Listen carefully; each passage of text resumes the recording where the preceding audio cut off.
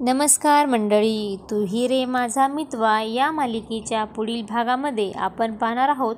आजीने सांगितल्याप्रमाणे राकेश हा बेंगलोरला जाण्याचे नाटक करत असतो आणि तो स्वतःशीच बोलतो, आता आमच्या मेव्हणे साहेबांना समजले असेल की मी बेंगलोरला आलो आहे.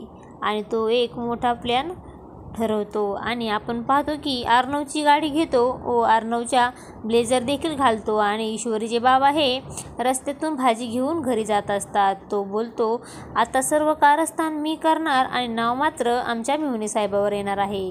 असे बोलून तो भरधाव वेगाने गाडी घेऊन बाबाच्या दिशेने जात असतो व ईश्वरीच्या बाबाला धडक मारून तिथून निघून देखील जात असतो. त्यानंतर आपण पाहतो ईश्वरीला तिच्या भावाचा बाबांचा ॲक्सिडेंट झाला आहे असा फोन येतो. आता तेव्हा अतिशय घाबरलेले असते.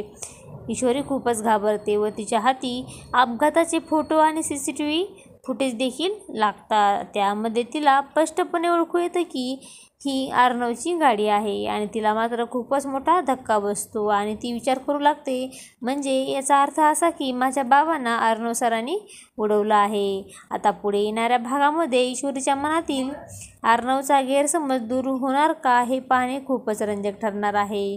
तू ही रे माझा मितवा या मालिकेचे सर्व अपडेट पाहण्यासाठी आपल्या चॅनलला लाईक करा, शेअर करा आणि सबस्क्राईब करायला विसरू नका. धन्यवाद.